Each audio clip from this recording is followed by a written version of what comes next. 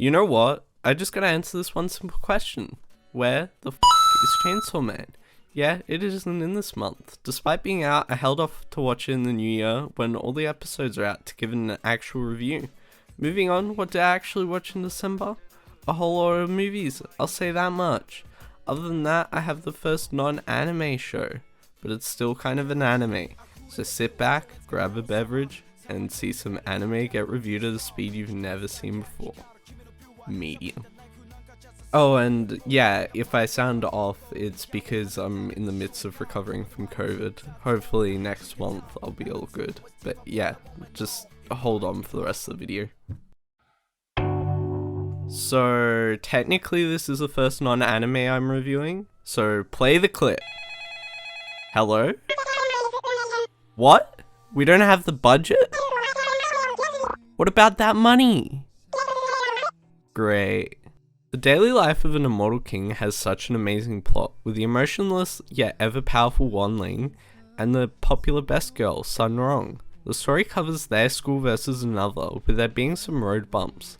The romance between the main characters is something sweet and natural, which is kind of funny considering both characters are anything but, with Sun Rong being rich and privileged and Wanling being powerful.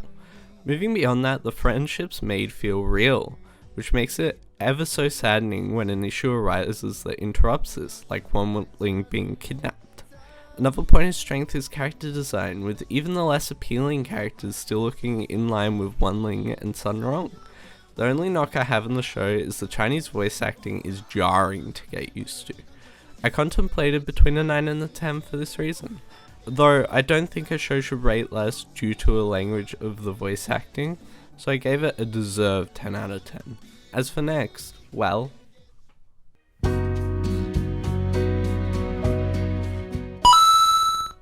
All jokes aside, this is an interesting prequel. It shows the origins to many of the characters I talked about when reviewing Bakemonogatari, the sequel to the show. It covers the origins of Oshino, Shinobu, and Hanakawa. It's interesting how they were able to make such a simple plot and story cover 3 movies totaling 3.5 hours. And yet, there wasn't a single dull or boring moment throughout. Kizumonogatari had time to improve from the original Bakemonogatari series, despite the simpler story and lack of characters. Kizumonogatari provided an enjoyable watch experience, and what more can you ask for in a show? I believe it's worth a 9 out of 10 for all of the 3 movies. Well shit. Guess I can't go to Tokyo with a rating 24/7. I guess my travel plans are cancelled. Weathering with you is interesting to me, as it's not much of a mindfuck as Your Name, however it almost is in different ways. The plot of a weather girl and a sacrifice based on a folk story in the show makes for a predictable yet really unpredictable plot. The main characters are a highlight for me, with the runaway Hadoka and the situation around Hina making for some suspenseful moments considering the situation they get themselves into. And yet, despite the actions of the characters legally being wrong, you cheer for them to succeed. I think the movie ends better and with more solidarity than Your Name, however I feel that Weathering with You also falters in some ways as well. Like, why does Hadoka want to run away, and why does Keisuke help Hadoka despite knowing about him running?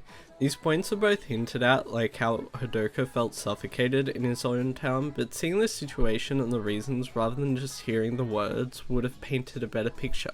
For that, Weathering with You gets a 9 out of 10.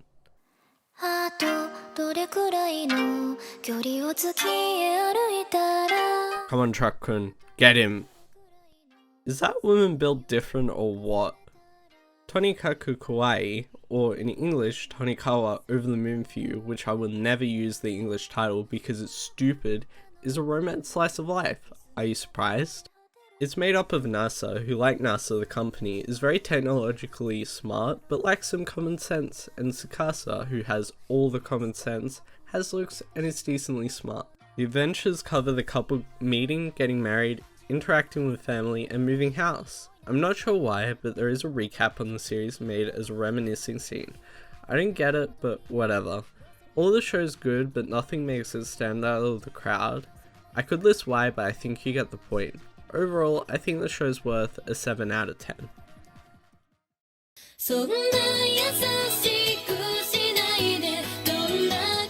Considering Oreimo was on the Anime Zone's 3x3, I was maybe expecting a bit more than delivered. Oreimo covers a way too nice big brother, trying to help his sister be a weeb by justifying her lifestyle to friends and family. Kyosuke is able to create a bond with his sister Kirino.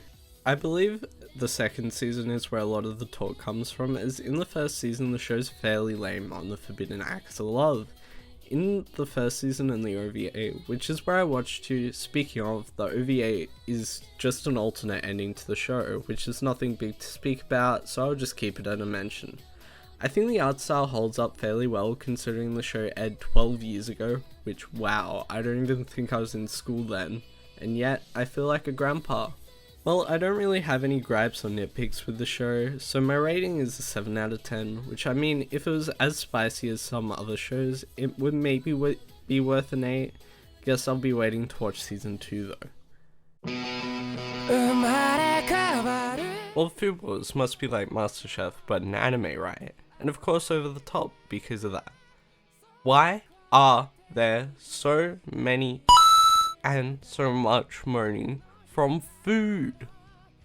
To be fair, Food Wars has far more going on than people just getting it off to food. The story follows one Soma, who after helping his dad with his restaurant for many years, is forced into one of the toughest schools in the country, after his dad decides to pack up shop.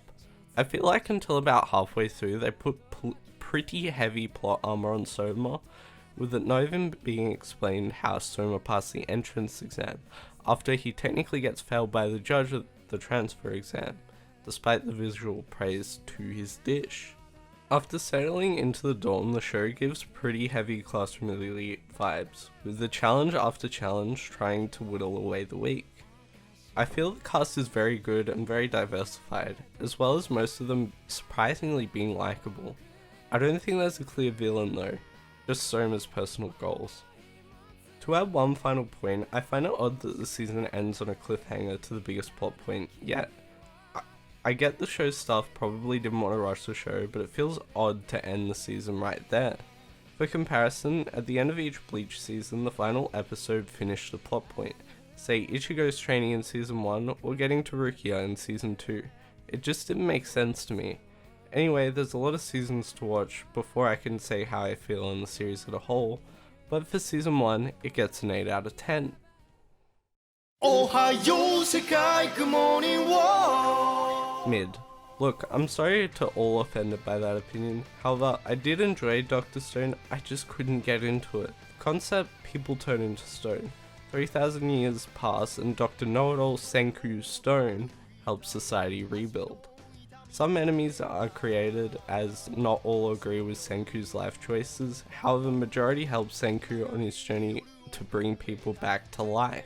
I think the show has a great concept and many of the characters are great, it just might be Senku's know-it-all attitude that put me off, but that's just a guess and I can't say for certain why that's the case.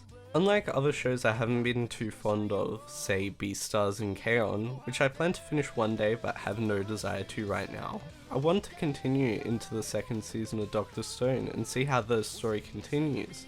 I'm interested to see how Tsukasa, Taiju and Yuzuriha play into the story, seeing as not much of them was seen in the first season. Besides the introductions and seeing as Senku might shed the spotlight a bit more, it may make a more enjoyable watch for myself. Critically speaking and taking my bias out of the show, it could score as high as a 9, but my score is an 8 out of 10. Comparatively to last month, I do have some things to say about Bleach. This season is really where the stakes ramp up. With an ever-moving execution date for Rukia, Ichigo must fight his way through and attain new abilities to compete with the top of the Soul Society. A lot of the plot unravels and gives the picture to what the show's been building towards the past 2 seasons. I feel the character development has improved drastically from the beginning of the series, and this can be seen especially with the people of the Soul Society, which initially have a negative taste towards the Outsiders, or Ryuka as they're called in the series, but as Ichigo and his friends traverse the chaos, I respect this game for them, considering the circumstances.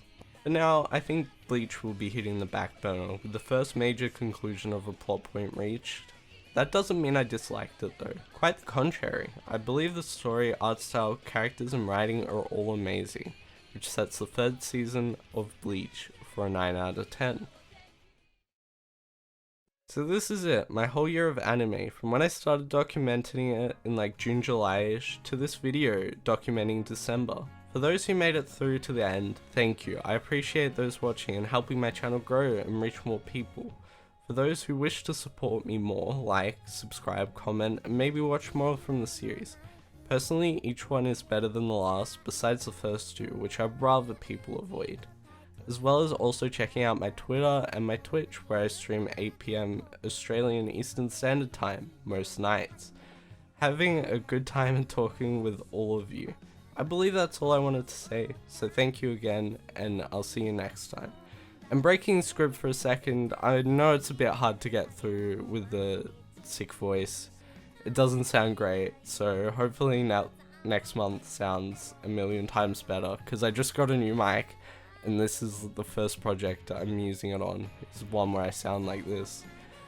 But yeah, thank you all for watching again, and I hope to see you in the next video. Bye!